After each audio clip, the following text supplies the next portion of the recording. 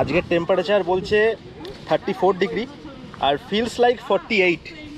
চন্দনম বন্দতে নিত্যম পবিত্রম পাপনাশনম আপকাদম। সবশেষে পেলাম এই প্রসাদ। আদেও কি এটা দেখা উচিত এখন? এটা কি দেখা উচিত না? সেসবগুলো কিন্তু সমস্ত ভিডিওর মধ্যে থাকছে।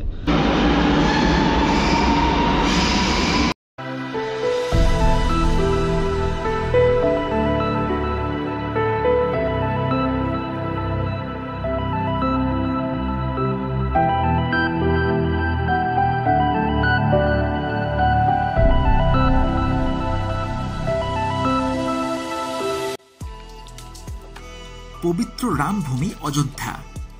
মনে পড়ে সে রামায়ণে পড়া প্রতিটা পরিচ্ছেদ। এখানেই জন্মগ্রহণ করেছিলেন শ্রীরামচন্দ্র। দীর্ঘ 500 বছর বনবাসের পর হয় সঠিক বিচার, যার পর নিজের জায়গাতেই ফিরে আসেন শ্রীরামলালা। তৈরি হয় এখানে বিখ্যাত রাম মন্দির। 500 বছরের পুরনো ইতিহাসের অনুভূতি অথবা নবনির্মিত এই রাম মন্দিরের দর্শন করতেই ভিড় করেন বহু মানুষ।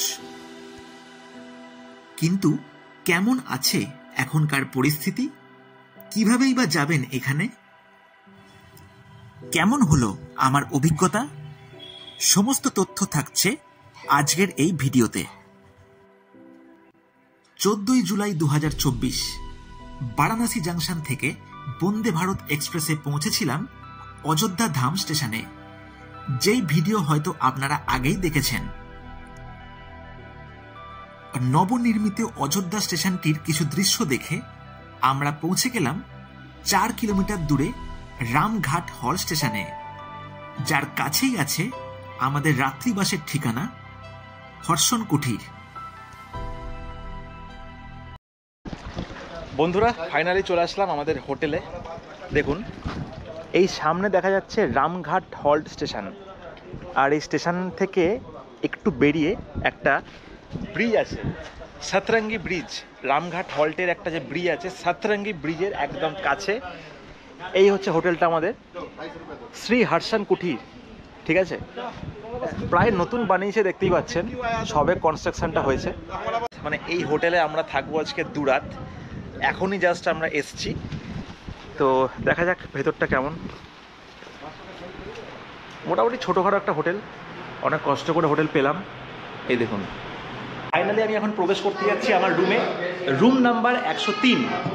এই দেখুন, এই দেখুন, এই হচ্ছে রুমটা। মানে প্রায় বলতে পারেন একদম নতুনই, মানে সবে বানানো হয়েছে। আর এই হচ্ছে দেখুন রুমটা, মোটামুটি স্পেসিয়াস বলতেই পারেন।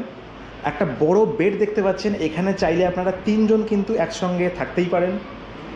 একটা চেয়ার আছে, টেবিল আছে রাখার, আর একটা ছোট্ট আলমারি টাইপের আছে। দেখুন, এই দেখুন, ছোট্ট আলমারি টাইপের আছে।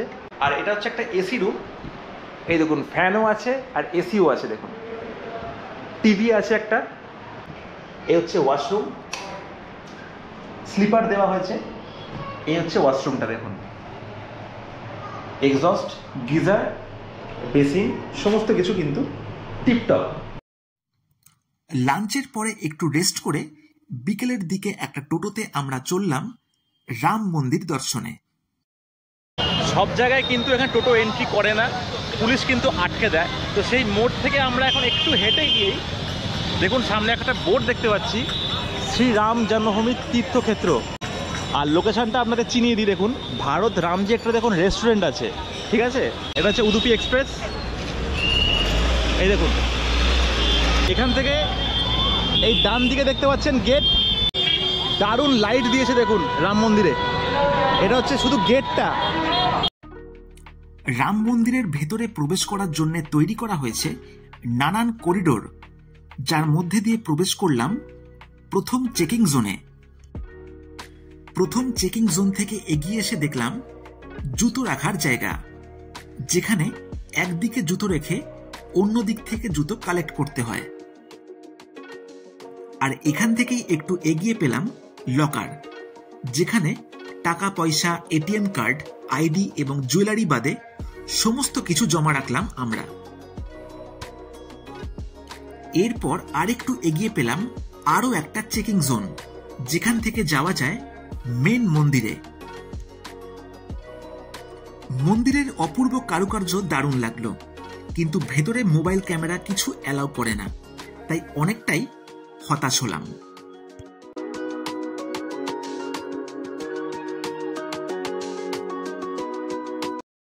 আজকে আমরা বিকেলে রাম মন্দির দেখতে গেছিলাম, আর সেখানে গিয়ে দেখলাম যে মাত্র 30% মতন কমপ্লিট হয়েছে রাম মন্দির, আর এখনও কিন্তু প্রচণ্ড কড়াকড়ি আছে।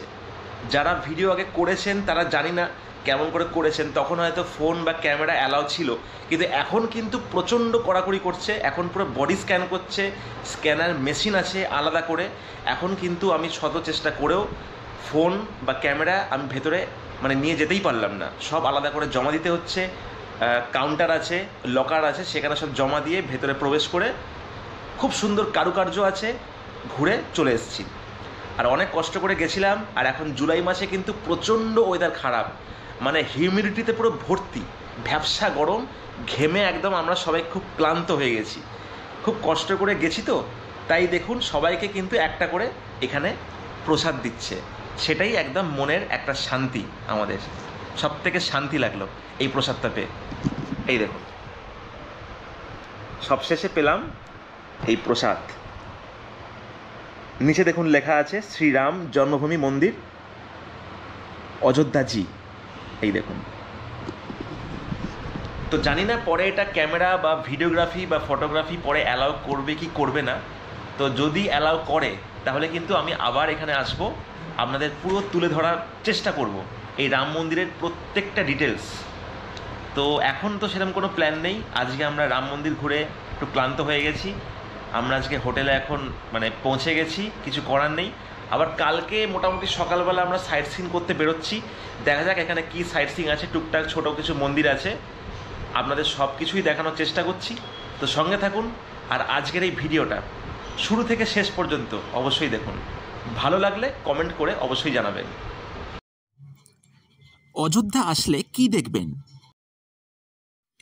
অযোধ্যা আসলে আপনি চাইলে ঘুরে দেখতে পারেন হনুমান গাড়ি, কনক ভবন এবং সরজু ঘাটের মতন বেশ কিছু জায়গা।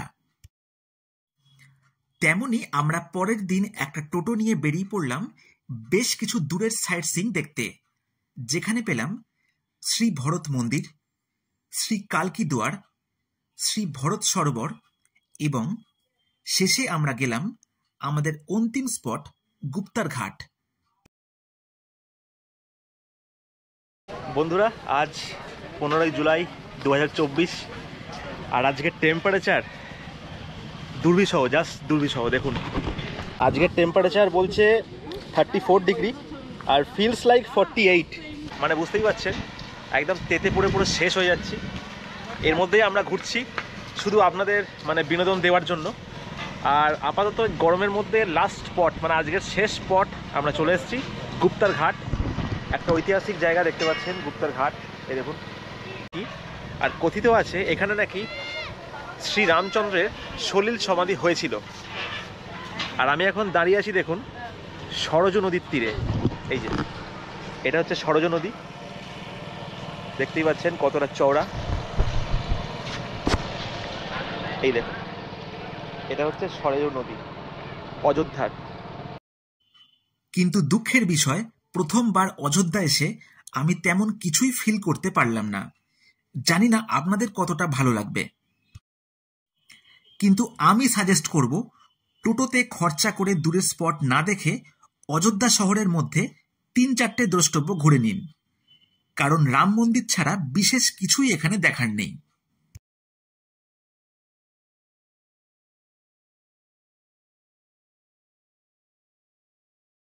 অযোধ্যা থেকে কলকাতা ফেরার জন্য দুন এক্সপ্রেস অথবা জম্মু তাওয়াই কলকাতা এক্সপ্রেস থাকলেও টিকিট অ্যাভেলেবেল ছিল না। আর অন্যদিকেও অযোধ্যা এয়ারপোর্ট থেকেও কলকাতা ফ্লাইটের ভাড়াও ছিল প্রচুর, তাই আমাদের ফেরাটা হয়েছিল একদমই অন্য রকমের। অযোধ্যা ধাম। বন্ধুরা, আজকে হচ্ছে 16 জুলাই 2024। আমাদের এই হার্সন কুটির থেকে চেক আউট করে চলে যাচ্ছি আমরা কলকাতার পথে। আর আজকের আমি তো ভিডিওর মধ্যে কিছুটা হিন্ট আপনাদের দিয়েই দিয়েছি। এবার এই পার্টে আপনাদের দেখাতে যাচ্ছি যে কলকাতা আমরা কেমন করে ফিরছি অযোধ্যা ধাম থেকে। অনেক গল্প আছে, অনেক কথা আছে আপনাদের সঙ্গে, সবই শেয়ার করছি এই মানে ভিডিওর মাধ্যম দিয়ে।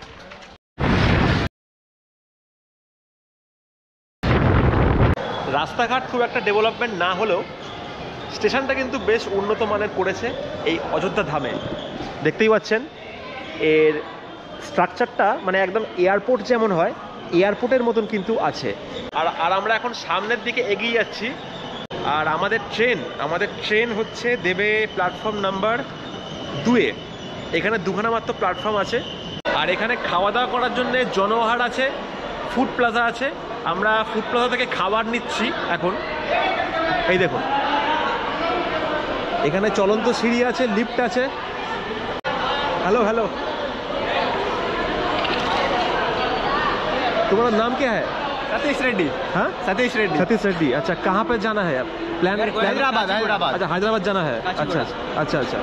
तो हम कोलकाता से हैं, लखनऊ जाना है। YouTube channel? हाँ, मेरा यूट्यूब चैनल का नाम है explore with Sayan. Explore with Sayan, SAYAN Sayan. ठीक है, प्लीज सब्सक्राइब कर देना, सपोर्ट करना। लखनऊ सर? नहीं, कोलकाता।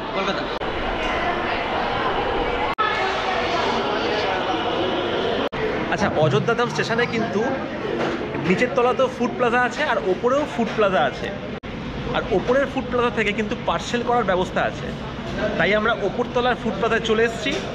আমাদের সবার জন্য নিচ্ছি পনির পরাঠা, যার প্রাইস পড়ছে 120 করে। ঠিক আছে, তো দেখা যাক। আমরা এখন পার্সেল করছি, প্যাকিং চলছে। ঠিক আছে, সামনে দেখতে পাচ্ছেন অ্যাম্বিয়েন্সটা।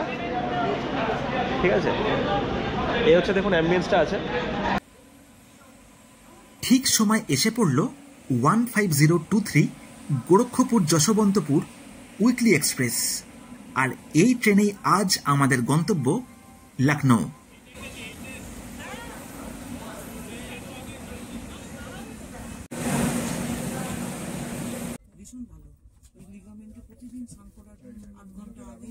প্যাকিংটা কিন্তু খুব ভালোই করেছে। সুন্দর একটা হার্ডি প্লেট আছে। খাবার টেস্টটা দেখে নিই কেমন হয়েছে। এই সবজি দিয়ে ফার্স্টে মাখাচ্ছি, দেখুন। লাগলে বলবে নিয়ে যেতে। কোয়ালিটি কিন্তু খুব ভালোই আছে, বেশ ভারী আছে কিন্তু দেখুন, মোটা মোটা। এটা আমাদের অনেকক্ষণ চলবে।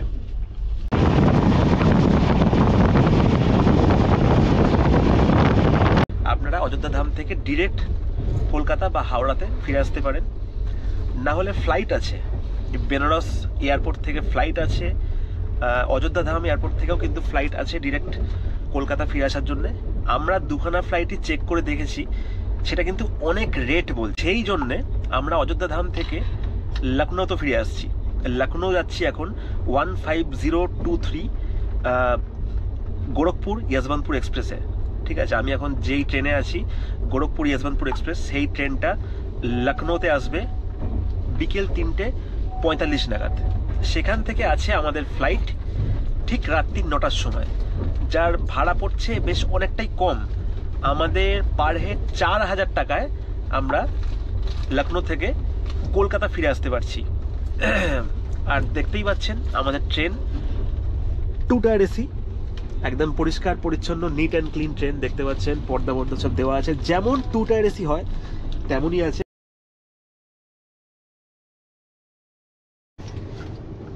এইবার আসি মেন কিছু কথায়, যেটা না বললেই নয়।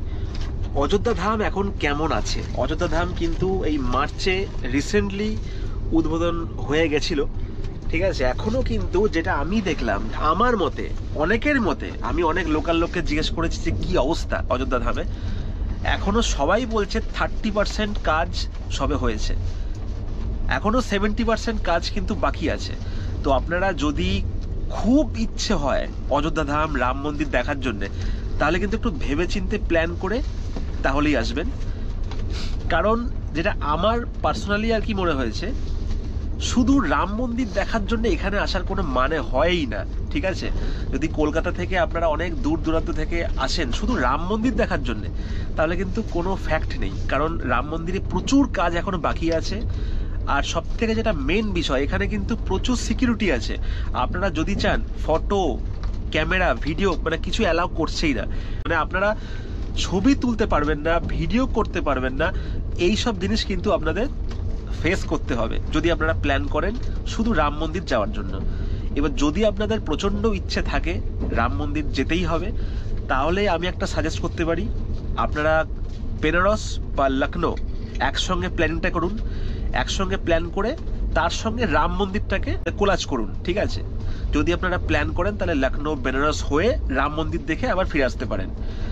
তো এরকম করে মনে হচ্ছে যদি এরকম করে প্ল্যান করেন তাহলে আমার মনে হয় সেটা ফ্রুটফুল হতেও পারে, ঠিক আছে? খুব ভালো লাগবে সেটা। আর সব থেকে যেটা মেন বিষয়, এখানকার রাস্তাঘাট কিন্তু ডেভেলপ একদম হয়নি, একদমই কিছু হয়নি, পুয়োর, প্রচণ্ড পরিমাণে পুয়োর, যেটা মেন হাইওয়ে বলতে পারেন সেটা ভালো আছে, কিন্তু যখন আপনারা গলির মধ্যে ঢুকবেন, যখন আপনারা মেন টাউনের মধ্যে ঢুকবেন, একদম কিন্তু রাস্তাঘাট প্রচুর খারাপ। এই টোটোওয়ালাগুলো আছে বজ্জাতের হাড়, একদম খুব বেঁচে থাকবেন, কিন্তু টোটোওয়ালাগুলো কিন্তু একদম ফ্রড, আপনাকে বলবে এরকম কিন্তু রাস্তায় ঘুরিয়ে ঘুরিয়ে একদম নিয়ে আসবে।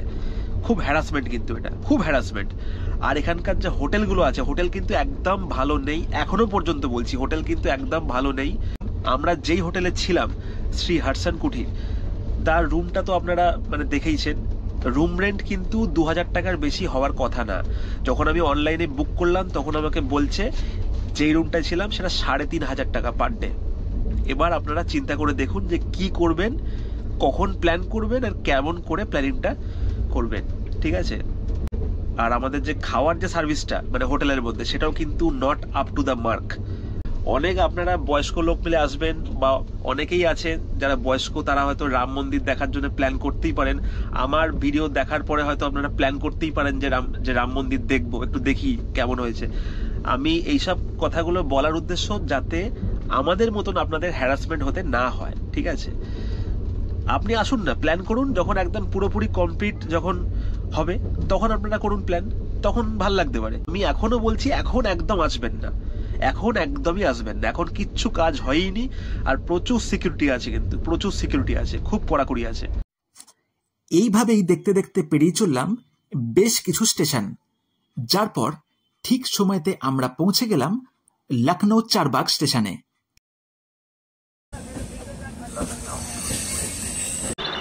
আর লখনৌতে এসে ভালো ভালো ফুড ট্রাই করবো না সেটা কোনোদিন কি হয়? আমরা এখন খেতে যাচ্ছি গালৌটি কাবাব। কোন দোকানে? ওই দোকানটার নাম হচ্ছে টুন্ডে কাবাবি।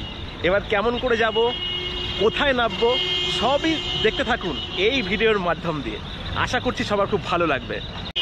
আচ্ছা বলে রাখি, টুন্ডে কাবাবি যেটা এখানকার সব থেকে ফেমাস দোকান কাবাবের জন্য, গালৌটি কাবাব, তার দুখানা তিনখানা বেশ কিছু আউটলেট কিন্তু এখানে আছে। সব থেকে যেটা গুরুত্বপূর্ণ আউটলেট বা সব থেকে পুরনো আউটলেট, ওটা হচ্ছে আমিনাবাদে আছে।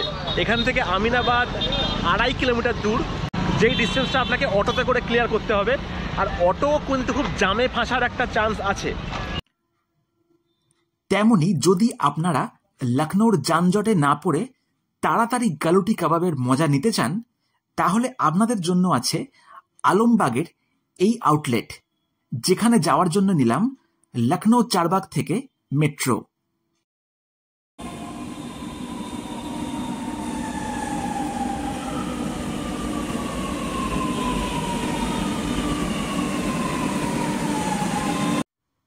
লখনৌ মেট্রো চলে মুন্সিপুলিয়া থেকে সিসিএস এয়ারপোর্ট স্টেশন পর্যন্ত, যার টোটাল ট্র্যাক লেন্থ 22.8 কিলোমিটার।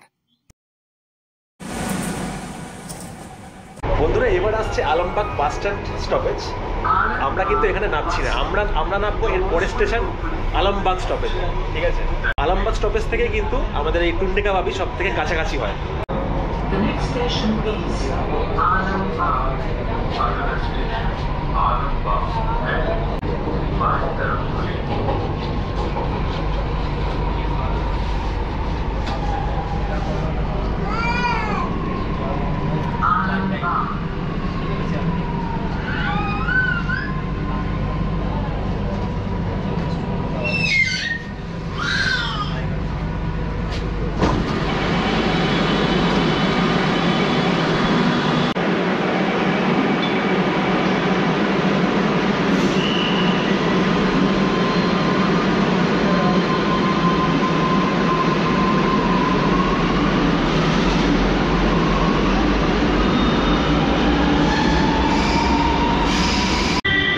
যেমনটা আপনাদের বললাম, আলমবাগ মেট্রো স্টেশনের তলাতেই কিন্তু আছে টুন্ডে কাবাবি।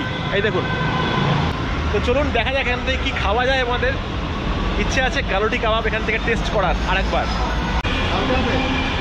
এখানে বসে খাওয়ারও কিন্তু জায়গা আছে। এই দেখুন ভেতরটা দেখুন, টুন্ডে কাবাবি, ছোট্ট একটা দোকান, খুব পুরনো দোকান, দেখতে পাচ্ছেন।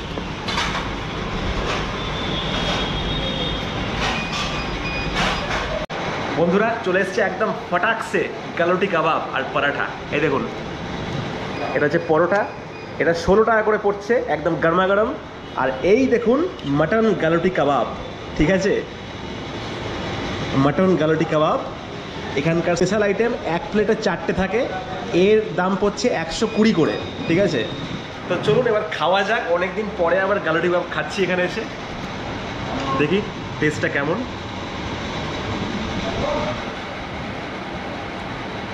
ওহ, লাজবাব, জাস্ট লাজবাব, মুখে দিলে জাস্ট গলে যাচ্ছে। বন্ধুরা লখনৌ যদি বেড়াতে আসেন তাহলে কিন্তু এই পরোটা আর গালোটি কাবাব মাস্ট খেতেই হবে। চলুন, খুব খিদে পেয়ে গেছে, বাকি কথা পরে হচ্ছে। বন্ধুরা গালোটি কাবাব খেয়ে কিন্তু একদম মন ভরে গেল, জাস্ট মন ভরে গেল। কত দিন পর আবার গালোটি কাবাব। এবারে যেহেতু লখনৌ হয়ে আমরা কলকাতা ফিরে যাচ্ছি, হাতে খুব সময় কম, তাই সাইট সিন দেখানোর মতন একদম সময় কিন্তু নেই। আর যদি আপনারা লখনৌর ভিডিও দেখতে চান তো আমার চ্যানেলে কিন্তু আছে লখনৌ সাইট সিন বলে, সমস্ত ডিটেলস ওখানে আগে থেকেই করা আছে, আপনারা চাইলে ওটা দেখতে পারেন ভিডিওটা। আমি লিঙ্ক আই বটন অথবা ডেসক্রিপশন বক্সে দিয়ে দিচ্ছি, ঠিক আছে। আর এখন আমরা চারবাগ স্টেশন থেকে চলে যাচ্ছি এয়ারপোর্ট। চারবাগ স্টেশন থেকে এয়ারপোর্টের দূরত্ব প্রায় মোটামুটি 20 থেকে 25 কিলোমিটার মতন পড়ছে। আর ভাড়া পড়লো পার হেড 30 টাকা করে। আর চারবাগ থেকে এয়ারপোর্ট মোটামুটি 8টা স্টেশন আছে, কিছুক্ষণের মধ্যেই আমরা পৌঁছে যাচ্ছি এয়ারপোর্ট। আর মেট্রোর ইন্টেরিয়ারটা খালি আপনারা দেখুন, ঠিক আছে, জাস্ট ঝকঝকে তকতকে সারাউন্ডিংটা, একদমই খালি মেট্রো, কিন্তু খুব কমফোর্টেবল, খুব রিল্যাক্সিং জার্নি হচ্ছে কিন্তু এটা।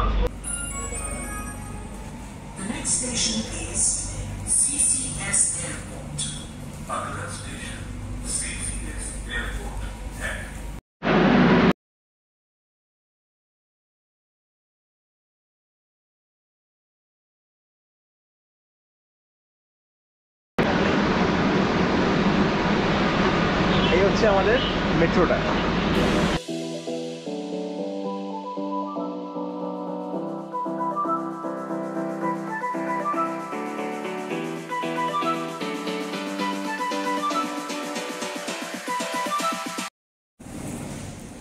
এটা হচ্ছে লখনৌ এয়ারপোর্টের অ্যারাইভালস, দেখতেই পাচ্ছেন ডোমেস্টিক অ্যারাইভালস এখানে আছে। আর আমরা যাব হচ্ছে ডিপার্চারে, এই লিফটে করে একদম স্ট্রেট ওপরে হচ্ছে ডিপার্চার। আমাদের ফ্লাইট হচ্ছে ইন্ডিগো 6E6469, রাত্রি 9টার সময় ছাড়বে লখনৌ থেকে, আর রাত্রি 10টা 35 নাগাদ পৌঁছবে কলকাতা এয়ারপোর্ট।